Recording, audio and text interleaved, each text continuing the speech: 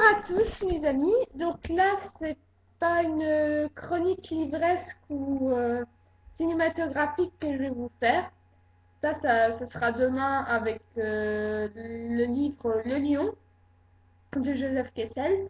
Donc là ce que je vais faire c'est je vais répondre enfin au tag Lipster Award de Ma Chocolat Nounette, voilà Axel.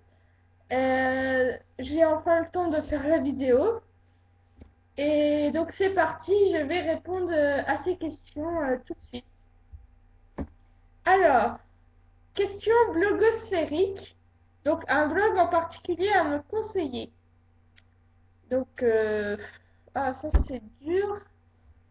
Parce que j'ai tellement de blogs que j'apprécie, c'est pas évident du tout. Euh, hmm.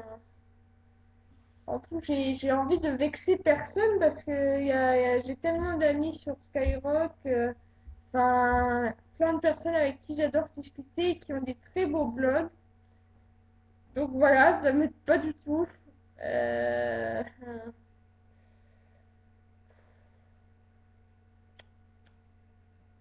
Qu'est-ce que je pourrais qu'est-ce que je peux te conseiller comme blog? Euh,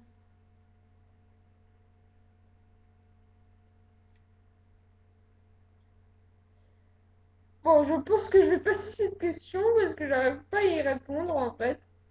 Donc, question personnelle. Que compte le plus pour toi?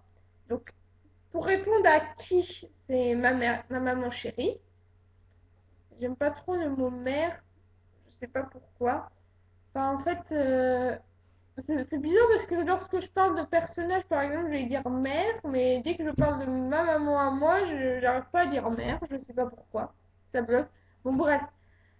Donc, elle est la personne qui compte le plus à mes yeux. C'est ma maman d'amour. Elle est inestimable à mon cœur. Elle sait tout de moi. J'ai aucun secret pour elle et on a une relation unique et tellement fusionnelle que je suis énormément chanceuse d'avoir une maman comme ça. Et que compte le plus pour toi? Alors, j'ai bien failli dire le chocolat, mais c'est pas vrai. Donc, je vais répondre mes livres. Non, sans blague. C'est voilà ma bibliothèque personnelle. À chaque fois, je suis emplie de fierté dès que je suis dans ma chambre et que j'ai tous mes livres autour de moi, que je peux en prendre un, le toucher, le relire, le lire. C'est un bonheur absolu et donc voilà, c'est les choses matérielles qui comptent le plus pour moi. Alors, question autocritique, définis-toi en 5 mots. Gentil, serviable, impatiente, et oui, dès que je veux quelque chose, moi, il me le faut tout de suite parce que sinon, ça va pas du tout. Et encore, je me suis améliorée parce que quand j'étais enfant, c'était encore pire. Dès que je voyais un jouet ou quelque chose en magasin qui m'intéressait, je faisais les pieds et les mains à mes parents.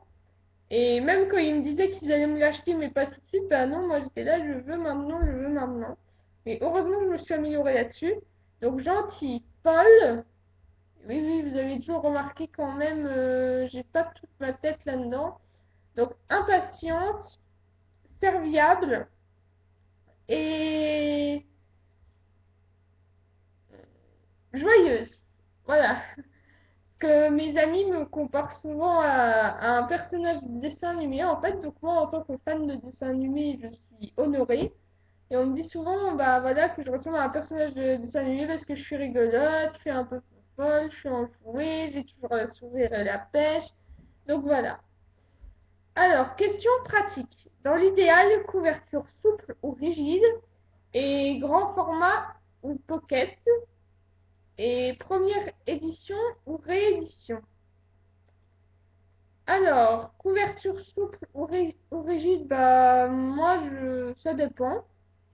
C'est- Je me soucie pas de la couverture, enfin si elle est souple ou elle est rigide, j'aime autant les deux. Donc voilà, c'est pas ça qui va m'empêcher d'acheter un livre, j'y pense même pas en fait. Donc grand format ou pocket? Alors, je ne prends les grands formats que quand j'ai pas le choix, que quand le Pocket n'existe pas encore. Parce que, voyez-vous, bah, les Pocket, je trouve qu'ils font des couvertures aussi jolies. Et puis aussi, bah, c'est surtout pour une question d'économie, quoi. Parce que il y a tellement de livres à acheter et à lire qu'on peut pas se permettre de tous les prendre en grand format. Je trouve que ce serait un peu gaspiller de l'argent. Et donc voilà, je prends du coup les grands formats que quand j'ai pas le choix. Donc première édition ou réédition? Pardon, mal de gorge. Donc ça dépend aussi. Je me soucie pas, enfin, ça dépend de la couverture en fait. Si je vais trouver la couverture plus jolie dans la réédition, je vais prendre la réédition. Sinon, je vais prendre la première édition. Après, il y a le prix qui entre en jeu aussi, des choses comme ça. Mais je vais pas me soucier de savoir si c'est la première édition ou la réédition. Moi, me soucie surtout de savoir lequel a la plus belle couverture, lequel est le plus agréable ou lequel est le moins cher. Enfin, voilà, je me pose toutes des questions comme ça. Donc, question livresque. Quel livre est pour toi un indémodable, voire un incontournable? Euh, alors, je pense qu'il y a une différence dans, dans les deux, enfin les deux termes. Parce qu'en fait, incontournable, il peut être incontournable que pour nous, tandis qu'indémodable, je pense que c'est plus dans l'esprit des général, de la vie globale, et pas que le mien. Je sais pas si je m'explique très bien là en fait. Parce que si vous voulez, pour moi, incontournable, c'est plus le terme de dire que moi, je vais le trouver incontournable, mais si ça se trouve, il y a des gens qui le connaissent même pas. Tandis qu'indémodable, ça, c'est un livre que tout le monde connaît et que tout le monde aime. Donc voilà, je pense que je me suis bien expliquée là. Donc un indémodable, il faudrait que je l'aime aussi, qu'il soit indémodable pour moi aussi, bien sûr. Ben, je dirais les Harry Potter. Je semblais, euh, je semblais à faire l'effet du mouton là, mais je suis tellement fan de cette saga que voilà, pour moi c'est indémodable. Et du coup c'est incontournable aussi, mais ce qui serait plus incontournable pour moi personnellement, un livre que j'adore au plus haut point, ben je dirais Charlie et la chocolaterie. C'est vrai que c'est très connu aussi, mais je pense que c'est moins connu que les HP quand même. Et je trouve ça incontournable pour moi parce que c'est quand même le livre qui m'a donné envie de lire des livres de 200-300 pages. Parce qu'avant, je lisais que des 50 maximum. Et pour moi, c'est vraiment un gros incontournable. J'ai dû le relire plein de fois. Et je me souviens encore de cette première fois où je l'ai lu, où j'ai été émerveillée, où je me suis dit, waouh, c'est ça que procure la lecture, quoi. J'avais 8 ans et je découvrais quelque chose de totalement inédit. Et j'ai apprécié chaque instant passé à lire ce livre. Et depuis, le, c'est à partir de ce livre-là que je me suis dit, il faut que je lise d'autres livres parce que vraiment, c'est une expérience extraordinaire, quoi. Donc voilà. Donc, question estivale. Où aimerais-tu passer tes prochaines vacances d'été? Alors là, je vais partir à Ballaruc-les-Bains pendant 3 semaines. Donc, mes vacances-ci, ça va être à Ballaruc, dans le sud, pour une cure pour le dos de ma pauvre maman qui est en compote. Et donc, où j'aimerais passer mes prochaines vacances d'été, donc je suppose que c'est l'an prochain. Donc, donc, dans mon rêve, mais ça n'arrivera pas, ce serait d'aller en Australie. Mais bon, niveau argent, c'est pas trop ça. Et même niveau santé, avec la santé de ma maman, on pourrait pas partir aussi loin. Mais donc, où j'aimerais passer mes vacances dans un lieu où je pourrais, ben, ce serait hmm, bah, de retourner chez mon oncle, tiens, parce que j'aime bien passer mes vacances chez lui, dans le sud, à Martial, et je trouve toujours ça très sympathique. Donc, retourner chez lui, ce serait chouette, je trouve. Que doit posséder le style d'un auteur pour te plaire?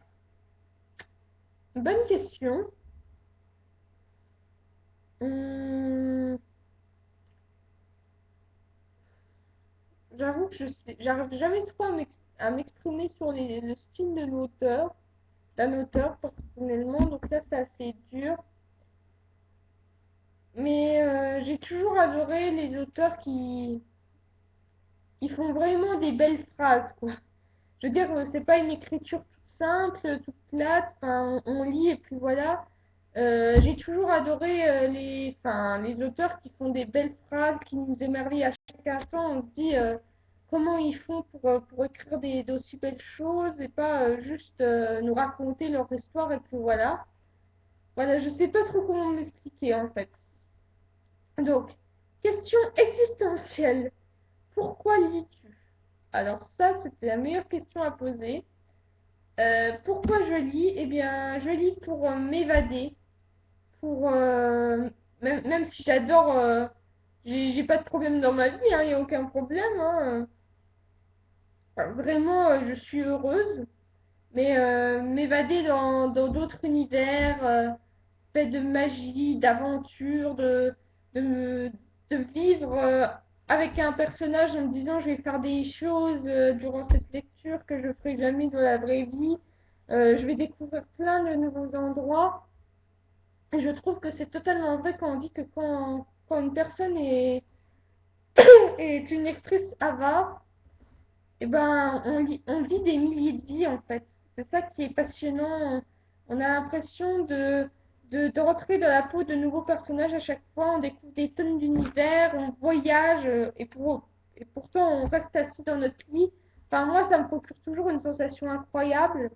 Aussi, je lis parce que ça dégage des émotions fortes comme pas possible. Je suis capable très souvent de pleurer en lisant un livre, ou même de rire, ou de sourire, ou d'avoir les étoiles plein les yeux, ou d'angoisser. Enfin bref, je ressens une palette d'émotions et on se dit que ça provient juste de papier avec de l'encre et que rien que ça, relié ensemble, ça provoque en nous des, des sentiments, mais d'une puissance incroyable. Et aussi, j'hésite pas à lire pour prendre conscience de la réalité, notamment avec les biographies, les livres historiques, etc. Enfin, surtout les biographies. Et aussi, c'est la lecture, c'est une source d'information. On prend conscience de plein de choses dans notre vraie vie aussi qu'on n'avait pas conscience. Et on s'enrichit un maximum. On abreuve notre esprit de connaissances. Et voilà, tout ça fait que je lis, que je suis une avide de lecture parce que ça n'apporte que des choses bénéfiques selon moi. Alors, question catastrophe. Si tu ne pouvais sauver que trois œuvres littéraires d'un énorme incendie, quelles seraient-elles? Oh, elle est cruelle la question là parce que déjà je vois les livres, je vois mes livres brûler, je pleure, je hurle. Ce serait un vrai cauchemar.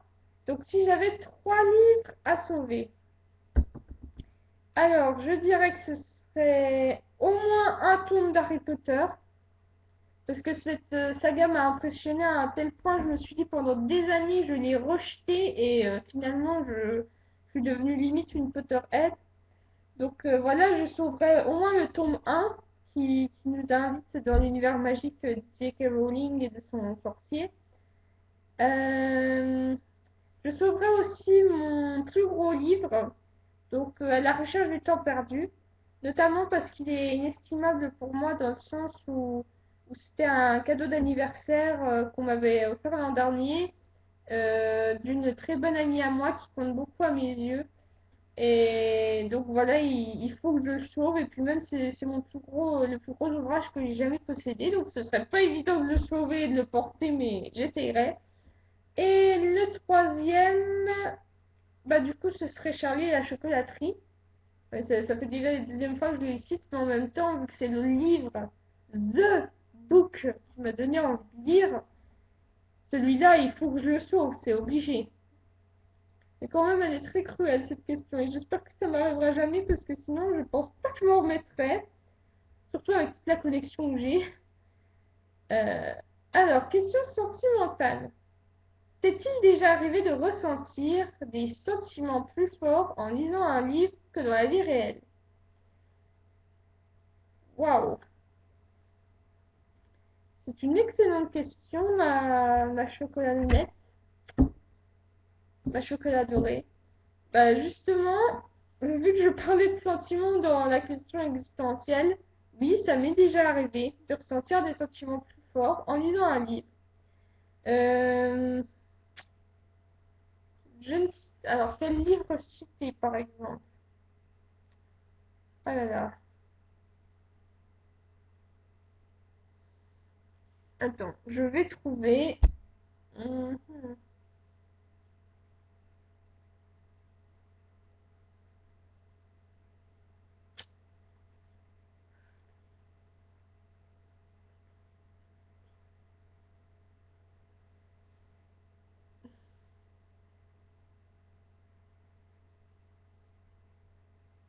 En fait, c'est finalement, je sais pas si ça m'est déjà arrivé. En fait, là, je suis en train de penser parce que c'est vrai que les livres me font ressentir des émotions très fortes.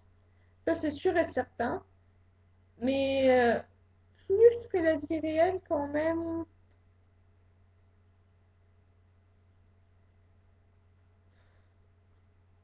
Du coup, je sais pas. Je dirais autant l'un que l'autre. Parce que c'est vrai que les livres ont le pouvoir incroyable de nous faire ressentir des émotions. Mais je sais pas si elles sont plus fortes que celles que je ressens lorsque je vis des moments de ma propre vie. Et c'est là que je me rends compte que ma vie, au fond, même si on peut croire que notre vie est ordinaire, mais en fait, elle est extraordinaire avec tous les moments de rire, de tristesse, de joie qu'on passe.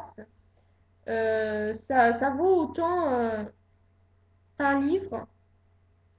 Parce que là, j'étais en train de penser à des émotions comme l'angoisse. Il m'est déjà arrivé d'être angoissée de la vie réelle plus que dans les romans. L'amour, bah, je ressens plus l'amour dans la vie réelle que dans les romans. La tristesse aussi, malheureusement. Euh, la joie, c'est pareil. Euh, peut-être. Non, en fait, non. Je me rends compte que ma vie est unique en son genre, en fait. Et même si je vis une routine quotidienne comme tout le monde, je pense, ben, au fond, notre vie, bah, c'est la nôtre et elle est extraordinaire pour ce qu'elle est. Et c'est vraiment fantastique parce que souvent, on s'en rend pas compte. On se dit qu'on a une vie morne et monotone.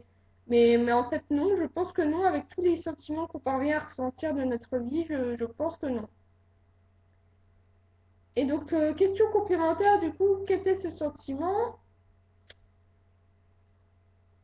Ou peut-être ce que je vais dire, je sais pas si c'est exactement un sentiment, mais ce serait d'être fasciné.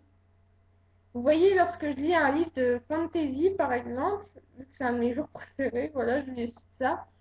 Rien que de voir les univers qui sont créés, tous les actes de bravoure que les personnages sont capables d'accomplir, je suis dans un état d'hébétement. Je sais pas si enfin, je suis ébahie, quoi. Je sais pas si ça se dit comme ça, hébétement. Ça m'étonnerait. Donc je suis ébahie, je suis là, les yeux comme des soucoupes, et je sais pas exactement si c'est un sentiment, mais ce que je sais, c'est que ça m'est jamais arrivé comme ça dans la vie réelle. Mais il m'est souvent arrivé d'être fascinée par certaines choses dans la vie, comme les paysages, les animaux, quand on visite des musées, etc. C'est toujours waouh, quoi. Mais pas autant que quand on découvre un nouvel univers magique dans un livre avec ces personnages, ces créatures fantastiques. Ça arrive pas à m'émerveiller autant que ça. Donc voilà. Euh, bon, ben, Mameringue, ça c'est mon surnom, ça. Parce que je suis en train de lire, je tag Mameringue, tag vidéo obligatoire, vu que je réponds à tes questions, là, je suis sur ton article. Donc, ma chocolat, pardon, excuse-moi, ma langue a fourché. Donc, ma vidéo se termine ici. Quand même, elle a duré 19 minutes. Et donc voilà, j'espère à tous et à toi aussi, chocolat bien sûr, que ce tag vidéo t'aura plu, enfin ma réponse t'aura plu. Donc, je vais poster le lien de ton tag à toi, enfin de tes réponses et de tes questions en dessous de la vidéo. Comme ça, tous mes lecteurs pourront répondre s'ils veulent. Ce serait super bien. Enfin, pas tous, mais ceux qui le veulent, je serais ravie de lire leurs réponses. Et donc, moi, ce soir, je rédige l'avis écrit de Road Cherokee 2. Et voilà, je vais répondre aux commentaires comme usuellement. Et j'espère vraiment que la vidéo vous aura plu, comme toujours. Parce que là, je sais pas pourquoi, j'étais un peu stressée. Et je sais que je fais pas des vidéos parfaites, ça c'est sûr. Mais je fais toujours de mon mieux. Et j'accepte toutes les critiques, je le rappelle. Donc voilà, je vous fais plein de gros bisous. Je vous aime mes chéris. Et je vous retrouve prochainement pour un prochain article en ligne. J'en ai déjà quelques-uns qui sont hors ligne et qui n'attendent qu'à être postés. Donc voilà. Et encore merci mille fois pour tous les commentaires que vous me laissez. Je pourrai jamais assez vous remercier. Voilà. Je pense que je vais le faire à chaque vidéo parce que vous êtes des lecteurs extraordinaires. Vous êtes au top. Et je vous souhaite une super bonne journée. Gros bisous, bisous.